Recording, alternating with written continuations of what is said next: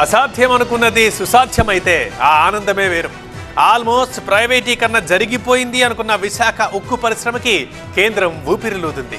11,440 కోట్ల revive package ప్రకటించడంతో కూటమి నేతల ఆనందానికి అవధులు లేకుండా పోయాయి. అధికారంలోకి వచ్చిన 7 నెలల్లో చెప్పింది చేశామంటున్నారు కూటమి నేతలు. స్టీల్ ప్లాంట్ని కాపాడిన ప్రధానికి ధన్యవాదాలు తెలిపారు. విశాఖ స్టీల్ ప్లాంట్ కు ప్యాకేజీ ప్రకటించడంపై కూటమి హర్షం. విశాఖలో పండుగ వాతావరణం. ప్రధానికి కృతజ్ఞతలు చెప్పిన చంద్రబాబు, పవన్.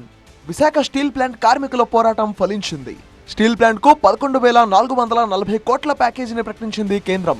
ఆత్మనిర్భర్ భారత్ నిర్మాణంలో భాగంగా ఈ నిర్ణయం తీసుకున్నామన్నారు ప్రధాని మోదీ. విశాఖ స్టీల్ ప్లాంట్ కు ఏపీ ప్రజల హృదయాల్లో ప్రత్యేక స్థానం ఉందన్నారు ప్రధాని. వారి ఆకాంక్షల మేరకు రివైవ్ ప్యాకేజీ ప్రకటించామన్నారు. విశాఖ ఉక్కు పరిశ్రమ ప్యాకేజీ ప్రకటించిన ప్రధాని మోదీపై ప్రశంసలో వర్షం కురుస్తోంది. విశాఖ ఉక్కుపై కీలక నిర్ణయం తీసుకున్న ప్రధాని మోదీకి ధన్యవాదాలు తెలిపారు కేంద్ర మంత్రి అశ్విని వైష్ణవ్. ఆంధ్రప్రదేశ్ ప్రజల ఆకాంక్షలను ఎన్డీఏ ప్రభుత్వం గౌరవించిందన్నారు కేంద్ర మంత్రి కుమారస్వామి గౌడ్. విశాఖ స్టీల్ ప్లాంట్ ప్రైవేటీకరణ ప్రసక్తే లేదన్నారు ఆయన. స్టీల్ ప్లాంట్ ను లాభాల్లో తీసుకొచ్చి దేశంలో నెంబర్ 1 గా నిలబెట్టడమే తమ లక్ష్యమన్నారు. The feeling of Andhra Pradesh brothers and sisters.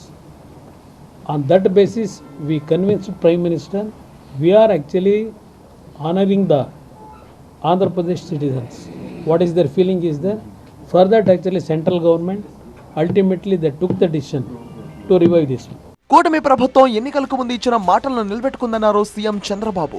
ప్రధాని మోదీ వికసిత్ భారత్, వికసిత్ ఆంధ్రాకు ప్రాధాన్యతనిచ్చారన్నారు.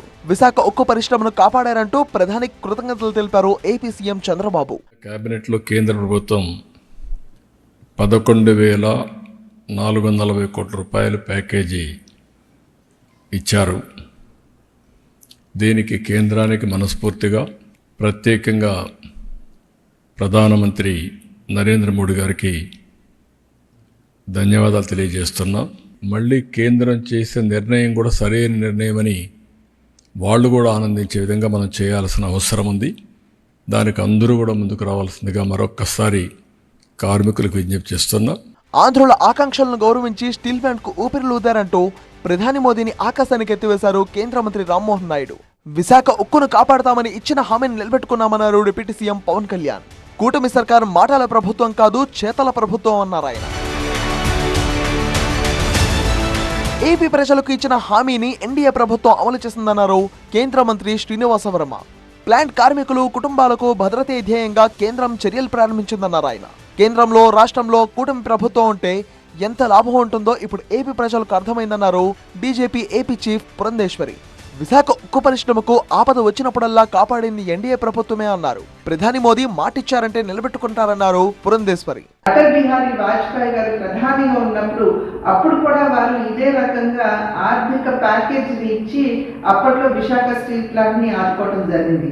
ఇప్పుడు కూడా మేము ఏదైతే మొదటి నుండి చెప్తూ వచ్చాము, డబుల్ ఇంజిన్ సర్కార్, కేంద్రంలో ఎన్డీఏ, అదేవిధంగా రాష్ట్రంలో కూడా ఎన్డీఏ ఉన్నట్లయితే ఇటువంటి సమస్యలు అనేకం మనం పరిష్కరించుకునేటువంటి అవకాశం ఉంటుంది అని చెప్పి ఏదైతే చెప్పామో, ఇవాళ ఈ ప్యాకేజ్ మాధ్యమంగా మనం ఆశించినటువంటి కళ సాకారమైంది అని చెప్పి విశ్వసిస్తూ మరి ఒక్కసారి ప్రధాని నరేంద్ర మోడీ గారికి, అదేవిధంగా కుమారస్వామి గారికి కూడా నా యొక్క హృదయపూర్వక ధన్యవాదాలు. వీరితో పాటుగా నిర్మలా సీతారామన్ గారికి కూడా నా హృదయపూర్వక ధన్యవాదాలు నేను తెలియజేస్తున్నాను.